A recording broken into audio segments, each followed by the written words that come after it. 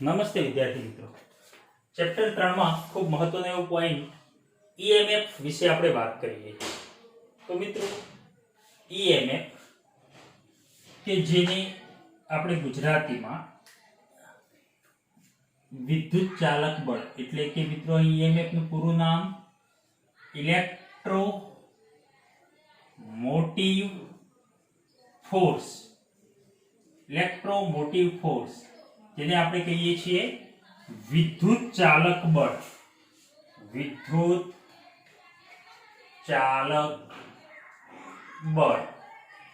તો હવે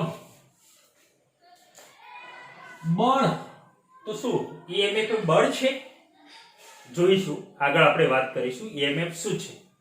અને મિત્રો સેલ, તો સેલ એટલે આપણે ટોર્ચ હોય છે, ટોર્ચ એમાં આપણે એક સેલ નાખીએ છીએ એટલે સેલ છે. પણ એવા 2 થી 3 સેલ હારમાં એટલે કે લાઈનમાં 2 થી 3 સેલ આપણે ગોઠવીએ છીએ સિરીઝમાં, તો ત્યારે એ શું બની જાય છે? બેટરી બની જાય છે.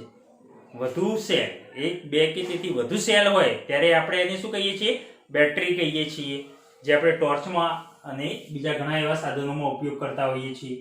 તો અહીં આપણે મહત્વની વાત કરવાની છે ઈએમએફની. એ પહેલા મિત્રો સેલમાં આપણે બેટરીનો યુઝ કરીએ છીએ. તો સેલને આપણે સામાન્ય રીતે એની રેખાકૃતિ અહીં દોરવી હોય તો આ રીતે બતાવી શકીએ. બેટરીનું જોડાણ, સેલનું જોડાણ, ઋણ અને ધન છેડો, આ માઈનસ, આ પ્લસ, વહેતો પ્રવાહ અહીં આપણે બતાવી શકીએ I જેટલો. ઓકે, તો સેલને આપણે આ રીતે બતાવી શકીએ છીએ. ઓકે, પણ એક્ચ્યુઅલી મિત્રો સેલ કે જેને આપણે ગુજરાતીમાં કોષ કહીએ છીએ, કોષ, વિદ્યુત દ્રાવણ કોષ, જેનો તમે કેમિસ્ટ્રીમાં અભ્યાસ કરેલો હશે, તો અહીં આપણે એના વિશે વાત કરવાની છે. અને અહીં ઈએમએફ શું છે એ પણ આપણે સમજવાનું છે, તો ખૂબ ધ્યાન રાખજો. ધારો કે મિત્રો અહીં આપણે વાત કરીએ આ રીતે, ધારો કે કોઈ વિદ્યુત દ્રાવણ કોષ દોરી દઈએ.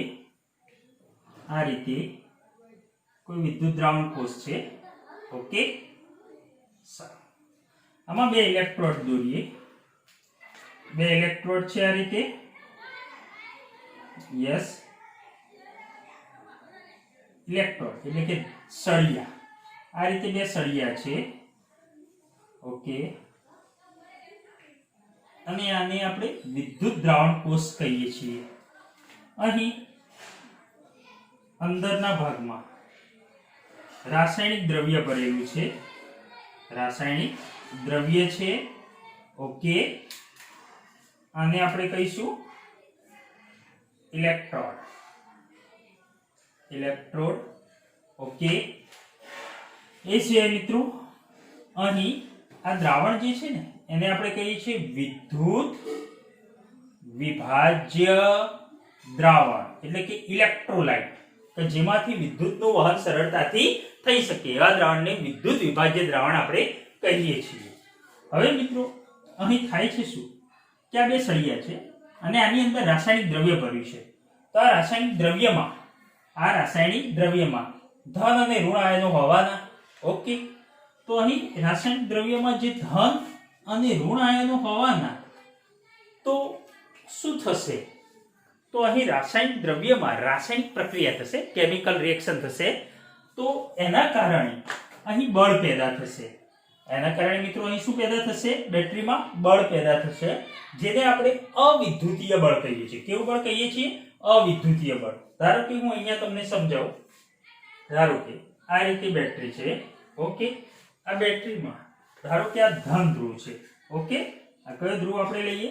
ધન ધ્રુવ, પ્લસ પ્લસ પ્લસ, અને આ ઋણ ધ્રુવ, માઇનસ માઇનસ અને માઇનસ. તો આને આપણે અહીંયા ધન ધ્રુવ તરીકે દર્શાવીએ અને આને ઋણ ધ્રુવ તરીકે. સામાન્ય આ જોડાણ આપણે અહીં સમજીએ શું છે. તો અહીં મિત્રો શું થાય છે? આ બેટરી છે, આમાં રાસાયણિક દ્રવ્ય ભરેલું છે. તો રાસાયણિક દ્રવ્ય છે તેમાં ધન અને ઋણ આયનો છે. તો અહીં કેમિકલ પ્રક્રિયાને કારણે મિત્રો આ ધન અને ઋણ આયનો પર બળ લાગે છે. અને આ જે બળ લાગે છે એને આપણે રાસાયણિક બળ અથવા તો અવિદ્યુતીય બળ કહીએ છીએ. અહીં ધારો કે મિત્રો ધન આયન હશે. ઓકે, તો ધન આયન અને ઋણ આયન. તો ધન આયન પર લાગતું બળ આ રીતે હશે, જેને આપણે Fn કહીએ, અવિદ્યુતીય બળ, અને ઋણ આયન પર લાગતું બળ Fn એ આ રીતે હશે. તો મિત્રો તમે જોઈ શકો છો અહીં ધન આયન જે હશે એ અવિદ્યુતીય બળને કારણે ધન ધ્રુવ તરફ જશે, અને ઋણ આયન જે છે એ અવિદ્યુતીય બળને કારણે ક્યાં જશે? ઋણ ધ્રુવ પર જશે. એટલે કે આ અવિદ્યુતીય બળ કે જે શેના કારણે પેદા થયું મિત્રો? અંદર રાસાયણિક દ્રવ્ય જે હતું, આ રાસાયણિક દ્રવ્ય એમાં થતી પ્રક્રિયાને કારણે મિત્રો, કેમિકલ મિકેનિઝમ છે એક પ્રકારનું. તો મિત્રો એમાં થતી પ્રક્રિયાને કારણે ધન આયન પર ધન ધ્રુવની દિશામાં અને ઋણ આયન પર ઋણ ધ્રુવની દિશામાં એક બળ લાગે છે, જેને આપણે અવિદ્યુતીય બળ કહીએ છીએ. અહીંયા હું લખું છું મિત્રો, ધન આયન પર ધન ધ્રુવ તરફ અને ઋણ આયન પર ઋણ ધ્રુવ તરફ જે બળ લાગે છે એને આપણે રાસાયણિક બળ, કેમિકલ ફોર્સ, રાસાયણિક બળ, કેમિકલ રિએક્શનને કારણે, અથવા તો અવિદ્યુતીય બળ. યસ ને મિત્રો, અવિદ્યુતીય રાસાયણિક બળ છે એટલે અવિદ્યુતીય બળ કહે છે, જે ધન આયનને ધન ધ્રુવ તરફ, આમાં રહેલા ધન આયનને ધન ધ્રુવ તરફ અને ઋણ આયનને ઋણ ધ્રુવ તરફ ખેંચી જાય છે. હવે શું થાય છે મિત્રો? અહીં ધન આયનો ધન ધ્રુવ તરફ વધુમાં વધુ જવા માંડે છે, ઋણ આયનો વધુમાં વધુ ઋણ ધ્રુવ તરફ જવા લાગે છે. છેવટે અહીં વિદ્યુત ક્ષેત્ર પ્રસ્થાપિત થાય છે. એટલે કે બે ધ્રુવો વચ્ચે શું થાય છે? વિદ્યુત સ્થિતિમાનનો તફાવત પ્રસ્થાપિત થાય છે મિત્રો. કારણ કે વધુમાં વધુ ધન આયન ધન ધ્રુવ પર, વધુમાં વધુ ઋણ આયનો ઋણ ધ્રુવ પર આ વિદ્યુતીય બળને કારણે, જેના કારણે મિત્રો વિદ્યુત ક્ષેત્ર આ રીતે પ્રસ્થાપિત થશે, ધન થી ઋણ તરફ આ રીતે પ્રસ્થાપિત થશે. આ મિત્રો જે ભાગ મેં દોર્યો આને આપણે કહીએ છીએ વિદ્યુત દ્રાવણ કોષ. વિદ્યુત દ્રાવણ કોષ મિત્રો આ એક બેટરીનો જ ભાગ છે. યસ ને, આને આપણે બેટરી તરીકે યુઝ કરીએ છીએ. આવા ઘણા બધા કોષોનો યુઝ કરતા હોઈએ ત્યારે તે બેટરી તરીકે વર્તે છે. તો અહીં આ રીતે વિદ્યુત ક્ષેત્ર ઉત્પન્ન થાય છે, પ્લસ થી માઈનસ તરફ હોય વિદ્યુત ક્ષેત્ર હંમેશા. ઓકે, તો હવે થાય છે શું? તો બંને છેડા વચ્ચે વિદ્યુત સ્થિતિમાનનો તફાવત પ્રસ્થાપિત થાય છે. કેમ થાય છે? કારણ કે વધુમાં વધુ ધન આયનો અહીંયા એકઠા થવા માંડે છે, વધુમાં વધુ ઋણ આયનો એકઠા થવા માંડે છે. યસ ને મિત્રો, વધુ ધન આયનો વધુ ઋણ આયનો. છેવટે મિત્રો આ રીતે વિદ્યુત ક્ષેત્ર પ્રસ્થાપિત થાય છે, જેના કારણે મિત્રો ધન આયન અહીંયા રહેલા જે છે એના પર વિદ્યુત ક્ષેત્રની દિશામાં બળ લાગે. વિદ્યુત ક્ષેત્ર આ છે તો વિદ્યુત ક્ષેત્રની દિશામાં પણ આ બળ કેવું છે? વિદ્યુત ક્ષેત્રને કારણે તેને Fe વડે દર્શાવીએ, F ઇલેક્ટ્રિક. અને ઋણ આયન પર વિદ્યુત ક્ષેત્રની વિરુદ્ધ દિશામાં બળ લાગે છે, આ પણ વિદ્યુતીય બળ છે, એટલે કે Fe. તો તમે અહીંયા જોઈ શકો છો આ જે બંને બળો છે એ અવિદ્યુતીય બળની કઈ દિશામાં લાગે છે? વિરુદ્ધ દિશામાં. બેટરીમાં જે ધન ભાર હતો એના પર અવિદ્યુતીય બળ, આ ધન ધ્રુવ અને આ ઋણ ધ્રુવ. તો ધન ભાર પર અવિદ્યુતીય બળ ધન ધ્રુવ તરફ હતું, ઋણ આયન પર અવિદ્યુતીય બળ ઋણ ધ્રુવ પર હતું. જ્યારે વધુમાં વધુ આયનો ધ્રુવ પર જમા થતા છેવટે વિદ્યુત સ્થિતિમાનનો તફાવત પ્રસ્થાપિત થાય છે બંને ધ્રુવો પર, અને વિદ્યુત ક્ષેત્ર જે આ રીતે પેદા થાય છે, જેના કારણે ધન પર વિદ્યુત ક્ષેત્રની દિશામાં લાગતું બળ વિદ્યુતીય બળ Fe અને ઋણ આયન પર વિદ્યુત ક્ષેત્રની વિરુદ્ધ દિશામાં લાગતું બળ Fe. હવે મિત્રો શું થાય છે? અહીં જે વધુમાં વધુ ધન આયનો કે જે અહીંયા જમા થયા હતા, વધુમાં વધુ ઋણ આયનો કે જે અહીંયા જમા થયા હતા, અને એક સ્થિતિ એવી આવી જાય છે, એક સ્થિતિ એવી આવે છે કે Fn બરાબર શું થઈ જાય છે? Fe થાય છે. તો અહીંયા લખાય મિત્રો, અહીં આપણે લખી શકીએ કે અહીંયા આ બળો Fe જે છે અવિદ્યુતીય બળો છે, Fe જે છે વિદ્યુતીય બળો છે, જે અવિદ્યુતીય બળની કઈ દિશામાં લાગે છે? વિરુદ્ધ દિશામાં લાગતા હોય. યસ, સિમ્પલી જાણો છો, ધન વિદ્યુત ભાર છે વિદ્યુત ક્ષેત્રની દિશામાં અને ઋણ વિદ્યુત ભાર પર વિદ્યુત ક્ષેત્રની વિરુદ્ધ દિશામાં બળ લાગે, એટલે કે આનાથી વિરુદ્ધ દિશામાં બળો લાગે છે. એટલે હવે શું થાય છે? એક સ્થિતિ એવી આવે છે કે Fe પણ વધવા માંડે છે, અને છેવટે આ અવિદ્યુતીય બળ અને આ વિદ્યુતીય બળ અવિદ્યુતીય બળ એટલે આપણું Fn અને વિદ્યુતીય બળ એટલે Fe. તો અહીં હું લખું છું મિત્રો, Fn આપણું F નોર્મલ જે આપણું અવિદ્યુતીય બળ છે, રાસાયણિક બળ છે, અને Fe કે જે ઇલેક્ટ્રિક બળ છે, વિદ્યુતીય બળ છે. અને એક સમય એવો આવે છે કે છેવટે મિત્રો Fe માં પણ છેવટે શું થઈ જાય છે? વધારો થાય છે. અને Fn અને Fe બંને કેવા થઈ જાય છે? સરખા થઈ જાય છે. તો અહીં લખી શકાય, અહીં આપણે લખી શકીએ કે અમુક સમયે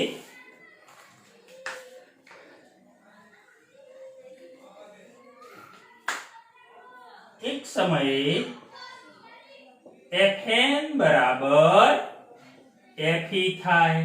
અને Fn બરાબર Fe થાય ત્યારે મિત્રો મને કહેશો અહીંયા કોઈ પણ બળ લાગશે નહીં, કારણ કે Fn અને Fe બંને સમાન થઈ જાય છે. આ ધન, આ ઋણ. Fn બરાબર Fe. Fn ધન વિદ્યુત ભારને આ તરફ ખેંચી લાવતો હતો, અહીં ઋણ વિદ્યુત ભારને ઋણ ધ્રુવ તરફ, જ્યારે વિદ્યુતીય બળે ધનને વિદ્યુત ક્ષેત્રની દિશામાં, ઋણને વિદ્યુત ક્ષેત્રની વિરુદ્ધ દિશામાં.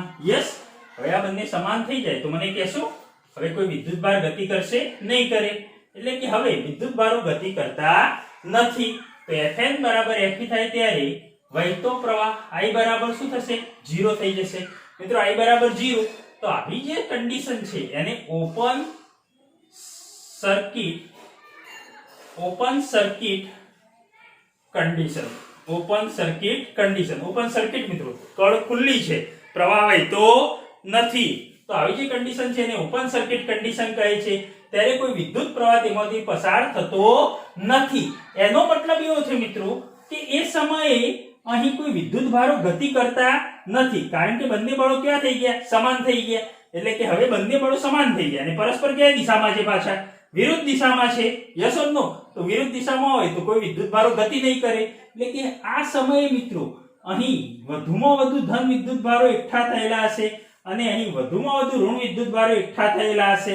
એટલે કે આ સમયે બંને ધ્રુવો વચ્ચે PD કેવો હશે? વિદ્યુત સ્થિતિમાનનો તફાવત મહત્તમ હશે. બંને ધ્રુવો વચ્ચે વિદ્યુત સ્થિતિમાનનો તફાવત મહત્તમ, કારણ કે હવે વિદ્યુત ભારો ગતિ કરતા નથી પણ ધ્રુવો પર વધુમાં વધુ જમા થયેલા જોવા મળે છે. અને બંને છેડાઓ વચ્ચે વધુમાં વધુ વિદ્યુત સ્થિતિમાનનો તફાવત એટલે કે મહત્તમ સ્થિતિમાનનો તફાવત જોવા મળે છે. એટલે કે અહીં લખી શકાય મિત્રો, આ સ્થિતિમાં બંને ધ્રુવો પર PD બંને ધ્રુવો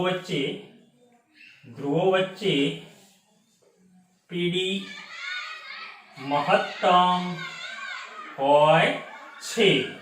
અને જેને બેટરીનું આપણે શું કહીએ છીએ મિત્રો? જેને બેટરીનું EMF ઇલેક્ટ્રોમોટિવ ફોર્સ કહે છે. શું છે મિત્રો ઇલેક્ટ્રોમોટિવ ફોર્સ? હજી આપણે એની સારી એવી બે વ્યાખ્યા જોઈશું અલગ અલગ. ઓકે, અને સમજવા પ્રયત્ન કરીશું. શું આ ટોપિકમાં ખબર પડી ગઈ?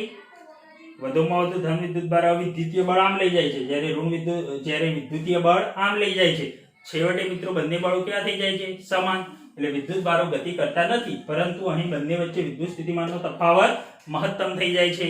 પરંતુ આ સ્થિતિમાં મિત્રો વિદ્યુત પ્રવાહ કેવો હોય છે? શૂન્ય હોય છે. પ્રવાહ ન વહેતો હોય તે સ્થિતિમાં ઓપન સર્કિટ કન્ડિશનમાં આ PD મહત્તમ હોય, જેને બેટરીનું આપણે શું કહીએ છીએ? EMF કહીએ છીએ. ઓકે, સમજીએ મિત્રો. હજી આપણે બહુ સારી રીતે આને સમજીશું. Don't worry. ઓકે, હવે મિત્રો અહીં આ જમા થઈ ગયા. હવે આપણે સમજવા બીજી રીતે પ્રયત્ન કરીએ તો અહીં ધન વિદ્યુત ભાર કે જે ધન ધ્રુવ પર જાય છે, એટલે કે એકમ ધન વિદ્યુત ભાર અહીં ઋણ ધ્રુવની નજીક હતો ત્યાંથી ક્યાં જાય છે? ધન ધ્રુવ પર જાય છે. આ રીતે મિત્રો આપણે દર્શાવી શકીએ આ રીતે કે અહીં આ ઋણ. ઓકે, અહીં જે ધન, ધારો કે ધન ભાર અહીંયા હતો પણ અહીંથી ક્યાં જાય છે? અવિદ્યુતીય બળ દ્વારા ધન ધ્રુવ પર જાય છે. અવિદ્યુતીય બળ દ્વારા ક્યાં જાય છે? ધન ધ્રુવ પર જાય છે. એટલે કે મિત્રો આ અવિદ્યુતીય બળ અહીં ઋણ ધ્રુવ નજીક છે, છતાં પણ આ ઋણ ધ્રુવની નજીક નથી જતો ધન વિદ્યુત ભાર, પણ ધન ધ્રુવ તરફ જાય છે. એનો મતલબ મિત્રો એકમ ધન વિદ્યુત ભારને ઋણ ધ્રુવથી ધન ધ્રુવ સુધી ઋણ ધ્રુવથી ધન ધ્રુવ સુધી લઈ જવા અવિદ્યુતીય બળે કરેલું કાર્ય સુધી લઈ જવા અવિદ્યુતીય બળે કરેલું કાર્ય W બરાબર સંકલન મિત્રો રેખા સંકલન અવિદ્યુતીય બળ અહીં ધન વિદ્યુત બળને ક્યાં લઈ જાય છે મિત્રો ઋણ ધ્રુવથી ધન ધ્રુવ તરફ એટલે કે અવિદ્યુતીય બળ શું કરે છે કાર્ય કરે છે તો અવિદ્યુતીય બળે કરેલું કાર્ય W બરાબર સંકલન Fn.dl ઓકે અને આ કાર્ય જે કરે છે મિત્રો ધન વિદ્યુત ભાર પર આ જે કાર્ય થાય છે તો બોલો મિત્રો કરવું પડતું કાર્ય બરાબર સંગ્રહાતી ઊર્જા તો આ કાર્ય લખાય મિત્રો આ કાર્ય જેટલી ઊર્જા એકમ ધન વિદ્યુત ભારની એકમ અહીંયા યુનિટ ચાર્જની આપણે વાત કરીશું મિત્રો એકમ ધન વિદ્યુત ભારની ક્યાંથી ઋણ ધ્રુવથી ધન ધ્રુવ ઋણ ધ્રુવથી ધન ધ્રુવ પહોંચતા મળે છે ધન ધ્રુવ પહોંચતા મળે છે એટલે કે મિત્રો આની વ્યાખ્યા તમારે લખવી હોય નહીં તો લખી શકાય સારી રીતે કે એકમ ધન વિદ્યુત ભાર અવિદ્યુતીય બળને લીધે ઋણ ધ્રુવથી ધન ધ્રુવ પર પહોંચે છે અહીંયા તો મિત્રો ધન વિદ્યુત ભાર એ ઋણ ધ્રુવથી ક્યાં પહોંચે છે ધન ધ્રુવ પર ત્યારે એકમ ધન વિદ્યુત ભાર ઋણ ધ્રુવથી ધન ધ્રુવ પહોંચે ત્યારે મળતી ઊર્જા ત્યારે તેને મળતી ઊર્જાને અહીં લખી શકાય મિત્રો બેટરીનું EMF કહે છે ત્યારે તેને મળતી ઊર્જાને બેટરીનું EMF કહે છે તો મિત્રો ખ્યાલ આવ્યો અહીં EMF શું છે એકમ ધન વિદ્યુત ભાર દીઠ ઊર્જા છે નહીં કે બળ ના કહેતા EMF એ એકમ ધન વિદ્યુત ભારની ઊર્જા બળ નથી ખાસ ધ્યાન રાખજો ઓકે તો મિત્રો વ્યાખ્યા યાદ રાખો એકમ ધન વિદ્યુત ભારને ઋણ ધ્રુવથી ધન ધ્રુવ પહોંચે ત્યારે તેને મળતી જે ઊર્જા છે કાર્ય કરવું પડે છે એટલે શું થાય છે કાર્ય કરે છે એટલી ઊર્જા મળે છે ઉર્જાને બેટરીનું EMF કહે છે એટલે મિત્રો આને લખો હોય તો લખી શકાય EMF એટલે કે આને આપણે શેના વડે દર્શાવીએ છીએ મિત્રો E વડે એપ્સિલોન ના કહેતા મિત્રો આમ તો હું આને કેપિટલ E વડે દર્શાવું પણ કેપિટલ E વડે દર્શાવીએ તો વિદ્યુત ક્ષેત્ર અને આ E બંને એક સરખા થઈ જાય એટલે આપણે આને આ રીતે એપ્સિલોન સંજ્ઞાથી અને એપ્સિલોન કહેતા નહીં એટલે કે E વડે જ કહીએ આપણે તો E બરાબર એકમ ધન વિદ્યુત ભાર પર કરવું પડતું કાર્ય તો મને કહેશો મિત્રો એકમ ધન વિદ્યુત ભાર પર કરવું પડતું કાર્ય તો આના પરથી હવે એકમ શું થાય જૂલ પ્રતિ કુલમ અથવા મિત્રો તમે જાણો છો V બરાબર W/Q એટલે કે વિદ્યુત સ્થિતિમાનનો તફાવત એટલે કે વોલ્ટ યસ મિત્રો વોલ્ટ અહીં EMF ને મિત્રો આપણે એવું પણ કહી શકીએ કે બે ધ્રુવો વચ્ચેનો વિદ્યુત સ્થિતિમાનનો તફાવત મેં અહીંયા લખ્યું છે કે આ સ્થિતિમાં બંને ધ્રુવ વચ્ચે પીડી કેવો હોય મહત્તમ હોય આ જે મહત્તમ પીડી હોય જેને બેટરીનું શું કહેવામાં આવે છે EMF એટલે કે તે બેટરી માટે મિત્રો શું છે પીડી છે વિદ્યુત સ્થિતિમાનનો તફાવત છે ખાસ ધ્યાન રાખશો ઓકે તો મિત્રો અહીં એક મહત્વનો ટોપિક યાદ રાખો EMF એ બળ નથી પરંતુ શું છે એકમ ધન વિદ્યુત ભાર દીઠ ઊર્જા છે પરંતુ એકમ ધન વિદ્યુત ભાર દીઠ ઉર્જા છે. ક્લિયર મિત્રો? તો એક વ્યાખ્યા મિત્રો આ રીતે શીખવાડી. બીજી એક એનસીઈઆરટી માં પણ આપી છે વ્યાખ્યા, એ પણ તમને હું કહું એનસીઈઆરટી માં કઈ રીતે આપી છે તો એ રીતે પણ હું વ્યાખ્યા તમને સમજાવીશ. હવે મિત્રો ધ્યાન રાખશો. આગળ આપણે વાત કરીએ તો અહીં એનસીઈઆરટી બુકમાં પણ આ તમને આપેલી છે વ્યાખ્યા, તો એ શું છે એ આપણે જોઈએ.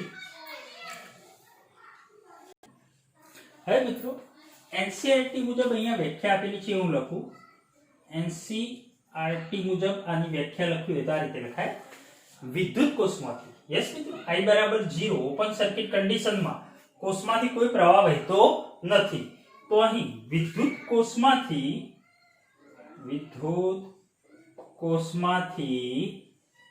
જ્યારે પ્રવાહ વહેતો ન હોય, વિદ્યુત કોષમાંથી પ્રવાહ વહેતો ન હોય,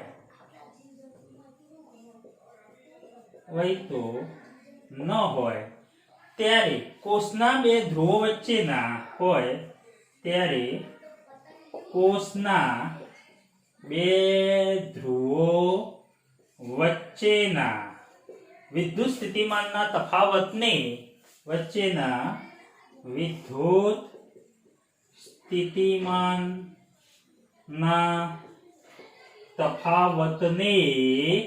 બેટરીનું એટલે કે કોષનું EMF કહે છે.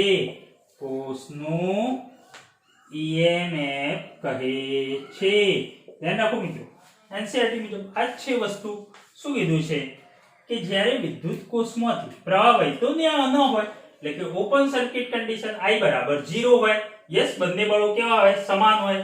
તો પ્રવાહ વહેતો ન હોય ત્યારે કોષના બે ધ્રુવો વચ્ચેના વિદ્યુત સ્થિતિમાનના તફાવતને કોષનું EMF કહે છે. એટલે કે મિત્રો અહીં લખાય, અહીંયા કયો વિદ્યુતભાર જમા થયો છે? ધન વિદ્યુતભાર, પ્લસ પ્લસ પ્લસ, અહીં ઋણ વિદ્યુતભાર. તો અહીં આપણે સ્થિતિમાન લખી શકીએ મિત્રો V પ્લસ, અને આનું સ્થિતિમાન ઋણ વિદ્યુતભાર જમા થયો છે મિત્રો માઇનસ V માઇનસ. તો આ બંને વચ્ચેનો વિદ્યુત સ્થિતિમાનનો તફાવત કેટલો? તો અહીં લખાય જેને બેટરીનું EMF કહે છે. EMF એપ્સિલોન બરાબર V plus minus V minus, તફાવત મિત્રો એટલે માઇનસ, અને V તો માઇનસ છે એટલે minus V minus is equal to V plus plus minus minus plus V minus is greater than કેવું હશે મિત્રો? 0, કે જેને આ બંને વચ્ચેના તફાવતને બેટરીનું EMF કહે છે. મેં અહીંયા લખ્યું છે કે બે ધ્રુવો વચ્ચે PD મહત્તમ હોય, જેને બેટરીનું શું કહેવાય? EMF કહે છે. આ રીતે તમારે એનસીઈઆરટી બુકમાં આ રીતે વ્યાખ્યા આપી છે, તો મેં તમને સરળ ભાષામાં છે, આ તો સીધી ખબર પડી જાય એવી છે. ઓકે, આ રીતે મેં એક્સ્ટ્રા તમને સમજાવ્યું છે મિત્રો, ખાસ યાદ રાખજો. હજી પણ આગળ આપણે બહુ સરસ રીતે સમજીએ. તો મિત્રો આ ભૂસી દઉં છું. ક્લિયર? એકવાર જોઈએ આપણે ઇલેક્ટ્રોમોટિવ ફોર્સ અને પૂરેપૂરી કથા, એના પાછળ સ્ટોરી શું છે એ આપણે થોડો સમજવા પ્રયત્ન કરીએ. એક આખી સ્ટોરી જોઈએ આપણે. હવે મિત્રો અહીંયા આપણે વાત કરી કે આ રીતે કોષ હતો, આ રીતે કોષ છે, બરાબર? જોજો ફરીથી એકવાર આખી યાદ રહી જશે. કોષમાં બે ધ્રુવો છે. ઓકે, આ બે ધ્રુવ છે. ઓકે ઓકે, બે ધ્રુવો છે. ઓકે, આ ધ્રુવો જે છે મિત્રો આને ઇલેક્ટ્રોડ કહીએ છીએ. હવે અહીંયા થાય છે શું કે આની અંદર કઈ દ્રવ્ય ભરેલું છે? રાસાયણિક દ્રવ્ય ભરેલું છે. રાસાયણિક દ્રવ્ય ભરેલું છે જેના કારણે મિત્રો અહીં રહેલા ધન આયનો અને ઋણ આયનો પર શું લાગે છે? બળ લાગે છે. એ બળ કયું બળ છે? રાસાયણિક બળ છે, જેને અવિદ્યુતીય બળ પણ આપણે કહીએ. તો એ અવિદ્યુતીય બળ છે ધન આયનને કયા ધ્રુવ પર ખેંચે છે મિત્રો? ધન ધ્રુવ પર. આપણો ધન ધ્રુવ છે, તો અહીં વધુમાં વધુ ધન આયનો અહીં જમા કરશે, વધુમાં વધુ ધન આયનો અહીં જમા થશે. ઓકે, અને એ જ રીતે વધુમાં વધુ ઋણ આયનો અહીં જમા થશે. ઓકે, તો મિત્રો આનું અહીં લખી શકાય કે અહીં અવિદ્યુતીય બળને કારણે વધુમાં વધુ ધન અને વધુમાં વધુ ઋણ આયનો અહીં જમા થતા જાય છે. ઓકે, હવે કામ કરીએ મિત્રો, અને આના બંને વચ્ચેનો PD મહત્તમ થાય છે, જેને આપણે એમ કહીએ છીએ કે બેટરીનું EMF એપ્સિલોન. ઓકે, હવે આપણે બાહ્ય પરિપથમાં એક બાહ્ય અવરોધ સાથે તાર જોડી દઈએ. આ ધ્રુવો સાથે શું કરીએ મિત્રો? તાર જોડી દઈએ. આ તમારું છે ધન ધ્રુવ આ તમારું છે ઋણ ધ્રુવ અને આ કોષ છે, આપણી બેટરી છે. ઓકે, આ બાહ્ય અવરોધ કેપિટલ R. હવે મિત્રો અહીંયા થાય છે શું કે ધન વિદ્યુત ભાર જે ખરો ને, ધન વિદ્યુત ભાર આ રીતે બાહ્ય તાર જોડતા બાહ્ય અવરોધ સાથે, તો અહીં આપણે દર્શાવી શકીએ મિત્રો વિદ્યુત પ્રવાહની દિશા તો આપણે ઋણથી ધન તરફ બતાવીએ છીએ, એટલે કે આને આ રીતે પણ દર્શાવાય. આ રીતે આપણે દર્શાવીએ. આપણો ધન છેડો, આ ઋણ છેડો. ઓકે, અવરોધ R. Okay, capital R. સારું, આ બેટરી E, આ પ્લસ અને આ માઇનસ, પૈતો પ્રવાહ ઋણથી ધન, I જેટલો. ઓકે, I જેટલો. હવે થાય છે શું મિત્રો, આ જે ધન વિદ્યુત ભાર અહીં આવ્યો હતો બરાબર છે, તો આ ધન વિદ્યુત ભાર જે છે એને આપણે એમ કહીએ છીએ કે એકમ વિદ્યુત ભાર દીઠ મળતી ઉર્જા. તો એ વિદ્યુત ભાર દીઠ ઉર્જા મેળવી છે એકમ ધન વિદ્યુત ભાર. હવે આ ધન વિદ્યુત ભાર જે છે એ ધન ધ્રુવથી અહીં ઋણ ધ્રુવ પર જાય છે બરાબર. ઓકે, તો ધન ધ્રુવથી ઋણ ધ્રુવ પર જવું હોય અને ધારો કે જોજો મિત્રો અહીં તાર મારફતે ધન વિદ્યુત ભાર રૈવાજિક પ્રવાહની દિશા, મિત્રો આપણે કહીએ છીએ ધન વિદ્યુત ભારની ગતિની દિશામાં, યસ ઓર નો, રૈવાજિક પ્રવાહ ધન વિદ્યુત ભારની ગતિની દિશામાં પ્રવાહ હોય, જ્યારે ઇલેક્ટ્રોનની દિશા મિત્રો વિરુદ્ધ દિશામાં હોય, પ્રવાહની વિરુદ્ધ દિશામાં. ઓકે, તો હવે ધન વિદ્યુત ભાર છે એને ધન ધ્રુવથી ઋણ ધ્રુવ પર જવું છે, તો અહીંયા ધન વિદ્યુત ભાર તાર મારફતે ગતિ કરતો કરતો કરતો ક્યાં જાય છે, અહીંયા આવે છે. પણ હું એમ કહું છું તમને કે આ ધન વિદ્યુત ભાર શું અહીંયા બેટરીમાં ધનથી ઋણ ના જઈ શકે? સમજો ખાસ, ધન વિદ્યુત ભાર અહીં બેટરીમાં ધનથી ઋણ ના જઈ શકે? તો નથી જતો મિત્રો, કારણ કે આ તો માર્ગ ટૂંકો છે. શા માટે ધન વિદ્યુત ભારને આખું એક ચક્કર લગાવવું પડે છે? સિમ્પલ, સમજી લો. આગળ આપણે શું વાત કરી, તો મિત્રો આ રીતે ધન ધ્રુવ હતો. ઓકે, અને આ ઋણ ધ્રુવ છે, તો ધન વિદ્યુત ભારને અહીં રહેલા ધન વિદ્યુત ભાર છે એને અવિદ્યુતીય બળ ક્યાં લઈ જાય છે? ધન ધ્રુવ પર લઈ જાય છે. અવિદ્યુતીય બળ ધન ધ્રુવ પર લઈ જાય છે. એનો મતલબ મિત્રો ધન વિદ્યુત ભાર જો અહીંયા ધ્રુવ પરથી સીધે સીધો બેટરીમાં અહીંયા જઈ શકતો નથી. કેમ નથી જઈ શકતો? કે એને આ વિદ્યુતીય બળ Fn જે છે તો ધન વિદ્યુત ભારને આ બાજુ લાગે છે, એટલે અહીંયા જશે નહીં. પરંતુ અહીં તાર મારફતે તે ગતિ કરતો કરતો અહીં ઋણ ધ્રુવ પર આવે છે અને પાછો કોષમાં દાખલ થઈને પાછો અહીં આખું ચક્કર પૂર્ણ કરે છે. તો અહીંયા સમજો મિત્રો શું છે આખું કથા શું છે, તો જોઈએ. હવે થાય છે શું કે ધન વિદ્યુત ભારે એની ઉર્જા મેળવી. ઓકે, તો અહીં તાર મારફતે ગતિ કરશે. ઓકે, હવે આ અવરોધ આરમાં કેટલીક ઉર્જા શું કરે છે? ગુમાવી દે છે. આર અવરોધ છે તો કેટલીક ઉર્જા ગુમાવવાનો, તો કેટલીક ઉર્જા ગુમાવી દે છે, પાછો ગતિ કરતો કરતો અહીંયા આવે છે. અને જ્યારે અહીંયા દાખલ થાય છે ને મિત્રો એક પરિભ્રમણ પૂર્ણ કરીને અહીંયા, ત્યારે તેની ઉર્જા ઘણી ઓછી થઈ ગઈ હોય છે અને લગભગ આ ઉર્જા કેટલી થઈ જાય છે? શૂન્ય થઈ જાય છે. એટલે કે પ્રત્યેક પરિભ્રમણ દરમિયાન અહીંયા મિત્રો ધન વિદ્યુત ભાર આવ્યો, પાછો અહીંયા આવે છે, કોષમાં આવે છે, અને કોષમાં તો મિત્રો શું મળે છે? ઉર્જા મળે છે. EMF એકમ ધન વિદ્યુત ભારથી કોષમાં ઉર્જા મળે છે, પાછો વિદ્યુતીય બળ તેને અહીંયા લઈ જાય છે અને આ ઉર્જા મેળવીને પાછું એક રાઉન્ડ પૂર્ણ કરે છે. થોડીક ઉર્જા અહીં અવરોધ આર પાછળ ગુમાવી દે છે અને એમ કરતા કરતા તાર મારફતે પાછો અહીંયા આવે છે, ત્યારે એની ઉર્જા કેવી થઈ જાય છે? શૂન્ય થઈ જાય છે. તો અહીંયા મિત્રો આ જે ધન વિદ્યુત ભાર છે એ પ્રત્યેક ભ્રમણ દરમિયાન એક રાઉન્ડ પૂર્ણ કરે છે અને અહીંયા પાછી ઉર્જા એની કેવી થઈ જાય છે? શૂન્ય થઈ જાય છે. ઓકે, પાછો ધન વિદ્યુત ભાર જ્યારે કોષમાંથી પણ પસાર થતો હોય મિત્રો, આ કોષ છે, હવે એમાં કયું દ્રવ્ય ભરેલું છે? રાસાયણિક દ્રવ્ય ભરેલું છે. યસ, તો કોષમાંથી જ્યારે પસાર થાય છે ને ત્યારે રાસાયણિક દ્રવ્ય છે તો એનો પણ કંઈક અવરોધ હશે, જેને આપણે આંતરિક અવરોધ કહીએ છીએ. સિમ્પલ છે મિત્રો. તમે સાયકલ લઈને જાઓ છો તો બહાર ભલે આમ કશું નથી લાગતું, પણ હવા, પવન, હવાના કણો છે, પવન છે, વાયરો છે, તો એ શું કરે છે? તમારી ગતિને અસર કરે છે ને, તમારી ગતિ રોકે છે કે નહીં? ઓકે, તમારી ઉર્જા એની પાછળ ગુમાવાય છે પવનના કારણે. ઓકે, તો એવું જ અહીંયા પણ થાય છે. અહીંયા રાસાયણિક દ્રવ્ય છે તો કંઈક તો અવરોધ હશે કે નહીં? તો અહીંયા મિત્રો રાસાયણિક દ્રવ્યમાં બેટરીના જે અવરોધ છે, જેને બેટરીનો આપણે આંતરિક અવરોધ, બેટરીનો આંતરિક અવરોધ R વડે દર્શાવીએ છીએ. બેટરીના આંતરિક અવરોધ શેના વડે મિત્રો? સ્મોલ r વડે દર્શાવીએ છીએ, રેઝિસ્ટન્સ. ઓકે, તો અહીંયા મિત્રો ધન વિદ્યુત ભાર ભ્રમણ કરતો કરતો જાય છે ઉર્જા મેળવીને કોષમાંથી, ત્યારે અહીંયા થોડી ઉર્જા ગુમાવે છે, પાછો મિત્રો અહીંયા આવે છે ત્યારે તેની ઉર્જા શૂન્ય થઈ જાય છે અને પાછો અહીંયા ઉર્જા મેળવે છે, પણ થોડી ઘણી ઉર્જા અહીં મિત્રો બેટરીમાં પણ તે ગુમાવી દે છે. ક્લિયર મિત્રો? જેને કોષનો આંતરિક અવરોધ R કહે છે, ઇન્ટરનલ રેઝિસ્ટન્સ કહે છે. ક્લિયર મિત્રો? તો આ રીતે આખું આપણે આ EMF વિશે સમજી શકીએ છીએ. તો અહીંયા મિત્રો આટલી કથા કરે તમને એક વસ્તુ ખબર પડવી જોઈએ કે જ્યારે વિદ્યુતભાર અહીંયા આવે છે તો કઈ અહીંયા કોઈ વિદ્યુતભાર પેદા થાય છે? ના મિત્રો, અહીંયા વિદ્યુતભાર ગતિ કરીને આવે છે, પાછી શું કરે છે? ઉર્જા મેળવે છે અને પાછો અહીંયા જાય છે અને પાછો ફરીને એક પરિભ્રમણ પૂર્ણ કરે છે અને ઉર્જા શૂન્ય થાય છે અહીંયા આવે છે એટલે. ઓકે, અહીંયા આવશે એટલે પૂરો થઈ જશે.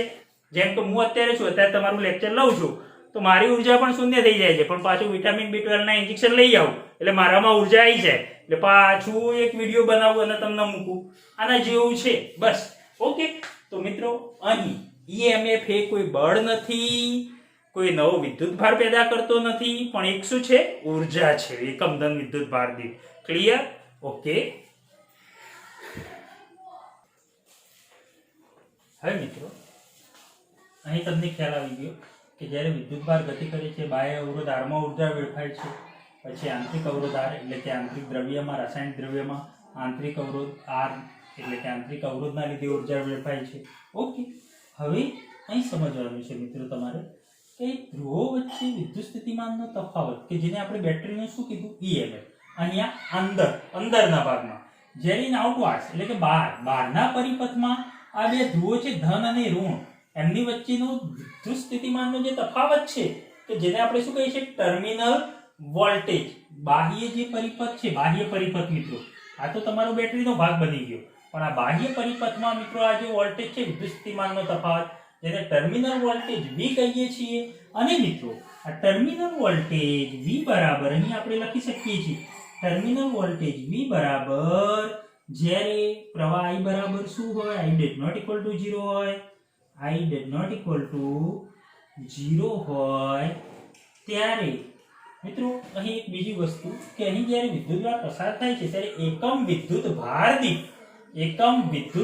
દીઠ જે ઉર્જા વેડફાય છે ને, આપણે જાણીએ છીએ એકમ વિદ્યુતભાર દીઠ વેડફાતી ઉર્જા, પણ કોના લીધે? આંતરિક અવરોધ R ના લીધે, રાસાયણિક દ્રવ્યમાં. તો કેટલી ઉર્જા વેડફાશે? તો IR જેટલી ઉર્જા. કેટલી ઉર્જા વેડફાશે? IR. જેમ અહીંયા બાહ્ય અવરોધ R માં કેટલી ઉર્જા?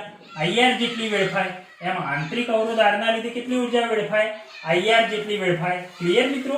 એકમ વિદ્યુતભાર દીઠ ઉર્જા V બરાબર IR મુજબ સ્મોલ r લખવાનું તમારે અહીંયા. તો અહીં લખાય કે જ્યારે I did not equal to 0 હોય ત્યારે બે ધ્રુવો વચ્ચે ટર્મિનલ વોલ્ટેજ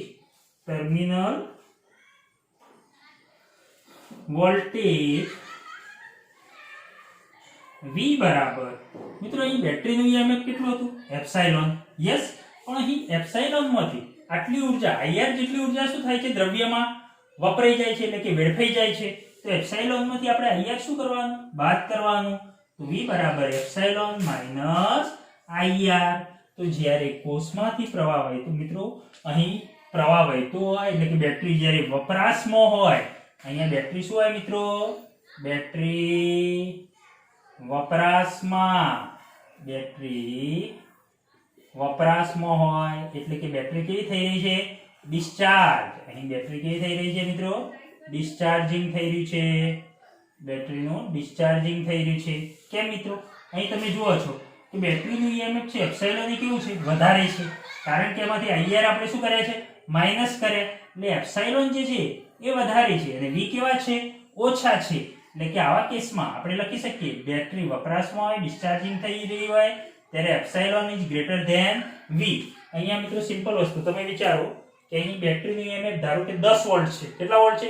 10 વોલ્ટ. તો અહીં ફરતા વિદ્યુતભાર જાય છે ત્યારે 8 વોલ્ટ, હું એમ કહું કે 8 વોલ્ટ આમાં ખર્ચાઈ જાય છે અને 2 વોલ્ટ આમાં આંતરિક અવરોધ વિરુદ્ધ ખર્ચાઈ જાય છે. તો મૂળ તો અહીં મુખ્ય ઉર્જાનો સ્ત્રોત કયો? તો બેટરીનું EMF એટલે કે બેટરીનો વોલ્ટેજ, તો જેને આપણે EMF કહીએ છીએ. ઓકે, તો V બરાબર એપ્સાઇલોન માઈનસ IR. સો એપ્સાઇલોન ગ્રેટર ધેન V. હું સિમ્પલ વસ્તુ કહું કે 10 રૂપિયા છે, બરાબર છે? તો 10 રૂપિયામાંથી આપણે 8 રૂપિયા ખર્ચી દીધા. ઓકે, અને વધ્યા કેટલા? 2 રૂપિયા. તો 2 રૂપિયા ક્યાં ખર્ચાઈ ગયા? અહીંયા ખર્ચાઈ ગયા. એટલે કે ટૂંકમાં અહીં એપ્સાઇલોન જે છે મિત્રો એ પોતે શું છે?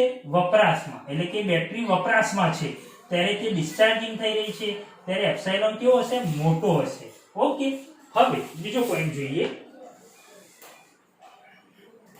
કે જ્યારે બેટરી ચાર્જ થઈ રહી છે, બેટરી ચાર્જ થઈ રહી છે ત્યારે શું,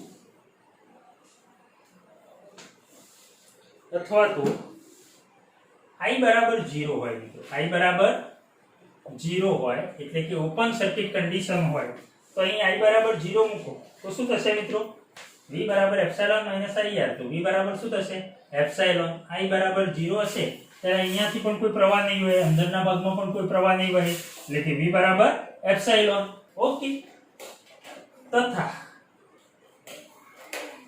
તથા V બરાબર એપ્સિલોન પ્લસ IR. હવે મિત્રો અહીંયા એપ્સિલોનમાં મેં IR શું કર્યા, પ્લસ કર્યા એટલે કે IR પ્લસ થાય છે ને એનો મતલબ એપ્સિલોન કેવા હશે, નાના હશે, કારણ કે આમાં કંઈક ઉમેરવું પડ્યું એનો મતલબ એપ્સિલોન નાના. એટલે કે આ કેવા કેસમાં મિત્રો, એપ્સિલોન નાના તો એપ્સિલોન લેસ ધેન V, પણ ક્યારે, બેટરી ચાર્જ થતી હોય ત્યારે, ચાર્જિંગ થતું હોય, ચાર્જ થતી હોય ત્યારે એપ્સિલોન લેસ ધેન V. મિત્રો બેટરી ચાર્જ થાય છે એનો મતલબ કે બેટરી પોતે કાર્ય નથી કરતી પણ એના ઉપર કાર્ય થાય છે એટલે બેટરી જોડે ઉર્જા ઓછી છે એટલે કે એપ્સિલોન લેસ ધેન V. તો અહીં મિત્રો V બરાબર એપ્સિલોન પ્લસ IR જે એપ્સિલોન લેસ ધેન V. હવે મિત્રો આપણે સમજીએ બેટરીનો ટર્મિનલ વોલ્ટેજ. ટર્મિનલ વોલ્ટેજ મિત્રો અહીં બાહ્ય પરિપથમાં આપણે કહીએ છીએ અને EMF કે જે આ બે ધ્રુવો વચ્ચે છે EMF. ઓકે, એટલે કે EMF એક ઊર્જા છે એકમ વિદ્યુતભાર દીઠ. આના પરથી આપણે આંતરિક અવરોધનું સૂત્ર મેળવીએ તો આપણે જાણીએ છીએ કે V બરાબર એપ્સિલોન માઇનસ IR. સો એપ્સિલોન બરાબર V પ્લસ IR. પરંતુ V બરાબર તો મિત્રો અહીં બાહ્ય અવરોધના બે છેડા વચ્ચે વિદ્યુત સ્થિતિમાનનો તફાવત IR પ્લસ IR. ઓકે, સો એપ્સિલોન બરાબર I કોમન કાઢો તો R plus R. So I બરાબર epsilon upon R plus R. મિત્રો વિદ્યુત પ્રવાહ માટેનું સૂત્ર I બરાબર epsilon upon R plus R. પણ ખાસ યાદ રાખજો જ્યારે પ્રવાહ શૂન્ય નથી ત્યારે બે છેડા વચ્ચેનો, બે ધ્રુવો વચ્ચેનો ટર્મિનલ વોલ્ટેજ જે બાહ્ય પરિપથમાં છે મિત્રો V બરાબર એપ્સિલોન માઇનસ IR. એપ્સિલોન વધારે છે અહીંયા એટલે આમાં IR આપણે ઓછા માઇનસ કર્યા. યસ, આમાં માઇનસ થાય છે એટલે આ વધારે છે. Epsilon greater than V. Battery પોતે જ્યારે વપરાશમાં છે, તમે બીજાને ક્યારે કંઈક આપી શકો, બીજાને ક્યારે કંઈક આપી શકો, તમારા જોડે કંઈક વધારે છે ત્યારે નહીં. તો બેટરી વપરાશમાં છે, વપરાશમાં છે એનો મતલબ બેટરી જોડે કંઈક વધારે છે. Epsilon greater than V. Okay, battery discharge થઈ રહી છે, વપરાશમાં છે. જ્યારે I બરાબર 0 હોય, I બરાબર 0 મૂકો તો V બરાબર એપ્સિલોન. અને બેટરી ચાર્જ થતી હોય તો સિમ્પલ વસ્તુ મિત્રો, બેટરી ઉપર કાર્ય થઈ રહ્યું છે એટલે કે એપ્સિલોન લેસ ધેન V ત્યારે એપ્સિલોન પ્લસ IR થશે. ક્લિયર મિત્રો? ખાસ ધ્યાન રાખજો, ખૂબ મહત્વનું છે. હવે આ બધી જ વાતો હું તમને શોર્ટમાં સમજાવી દઉં, ખૂબ મહત્વના પોઈન્ટો કે અહીં EMF શું છે. મેઇન વસ્તુ આપણે મહત્વના પોઈન્ટો લખીએ એટલે તમને ખ્યાલ આવી જાય. ભલે થોડો ટાઈમ થતો. Notes, important notes for EMF or EMF. તો અહીં મિત્રો પહેલો પોઈન્ટ એવું કહી શકાય કે બેટરી વિદ્યુત પરિપથમાં શું કરે છે, અહીંયા વિદ્યુતભાર પેદા કરે છે ના, વિદ્યુતભાર ફરીને આવતો તો અહીંયા ઉર્જા શૂન્ય થઈ જાય છે એની અને છેવટે ઉર્જા આપે છે અને આગળ વધે છે. એટલે કે બેટરી વિદ્યુત પરિપથમાં વિદ્યુત ભારને ઉર્જા આપે છે, વિદ્યુત ભારને ઉર્જા આપે છે એટલે કે એકમ વિદ્યુત ભાર દીઠ ઉર્જા છે. બીજું મિત્રો, બેટરી અહીં કોઈ વિદ્યુત ભાર પેદા નથી કરતો મિત્રો, પણ એને ઉર્જા પૂરી પાડે છે જેના લીધે તે ગતિ કરીને અહીંયા આવે છે, પાછી ઉર્જા શૂન્ય થઈ જાય છે, પાછી અહીંથી ઉર્જા મળે છે અને ગતિ કરીને ફરે છે. યસ, એટલે કે અહીં બેટરી એટલે કે કોષ કોઈ નવો વિદ્યુત ભાર પેદા નથી કરતો. ઓકે, કોષ કોઈ નવો વિદ્યુત ભાર પેદા નથી કરતો, ફક્ત ઉર્જાની આપલે થાય છે. ઓકે.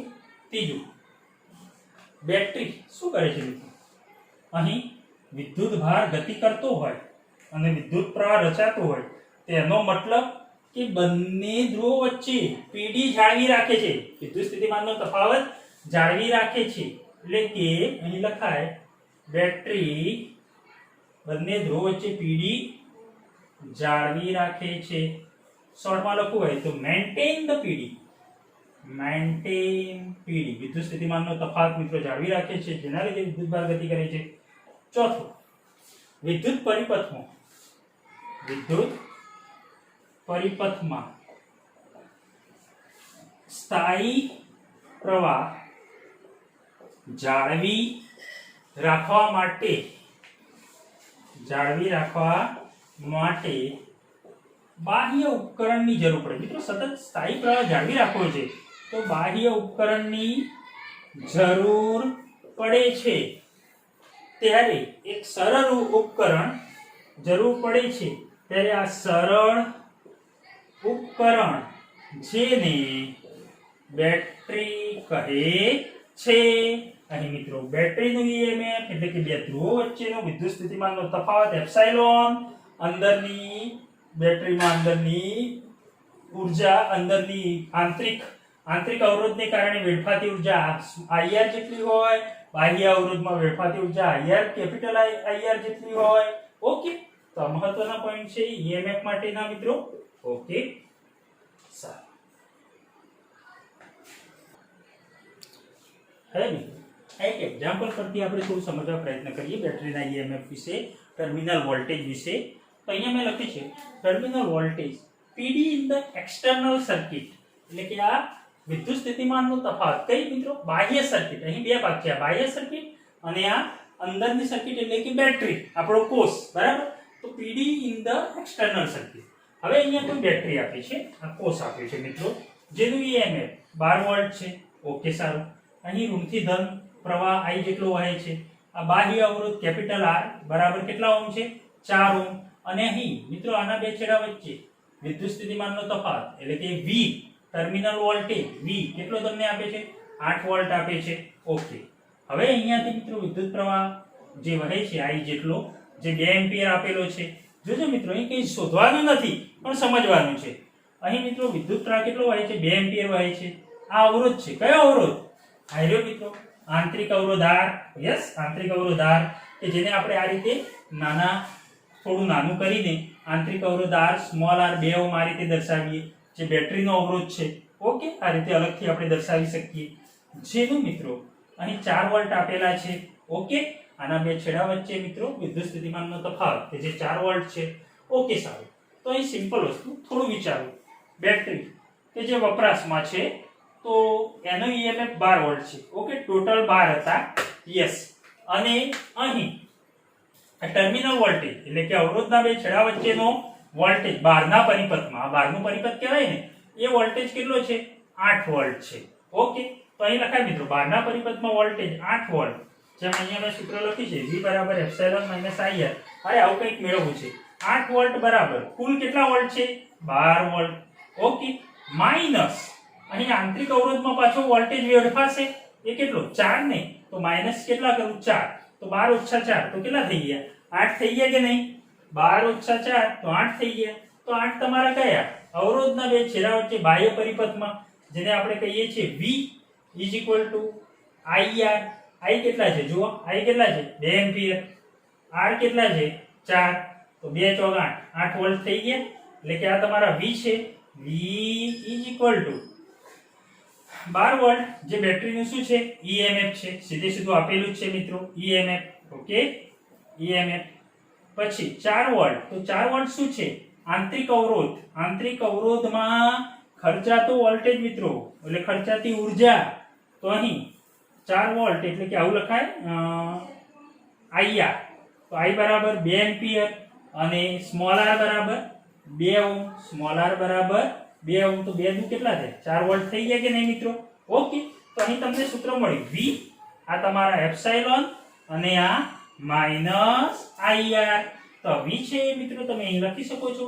બાહ્ય સર્કિટમાં ટર્મિનલ વોલ્ટેજ, ઓકે, EMF ની જે ટોટલ 12 વોલ્ટ હતી 8 વોલ્ટ અહીંયા ખર્ચાણી, 4 વોલ્ટ અહીંયા ખર્ચાણી, અને છેવટે ધન વિદ્યુતભાર ભ્રમણ કરીને અહીંયા આવે ત્યારે એની ઉર્જા કઈ થઈ જાય છે? શૂન્ય થઈ જાય છે. પાછો ઉર્જા મેળવી અને ભ્રમણ કરે છે. આમ સતત ચાલ્યા કરે છે અને EMF એટલે કે બેટરીમાંથી તે ઉર્જા મેળવતો હોય છે. ઓકે, આને મિત્રો બેટરીનું EMF એટલે કે પોટેન્શિયલ ડિફરન્સ વિદ્યુત સ્થિતિમાનનો તફાવત જ છે. ઓકે, I એ કરંટ અને R એ ઇન્ટરનલ રેઝિસ્ટન્સ આંતરિક અવરોધ. ક્લિયર મિત્રો? મારા મતે તમને ખ્યાલ આવી ગયો હશે. આપણે અહીં એક્સ્ટ્રા પણ ઘણું સમજવા પ્રયત્ન કર્યો. યસ. અને EMF કોને કહેવાય એ મેં તમારી બુકથી પણ વધારે ઘણું બધું ભેગું કરીને તમને સમજાયેલું છે. ઓકે, એટલે આ પોઈન્ટ બધા સમજવા માટે છે જે કામમાં આવશે. Okay, thank you.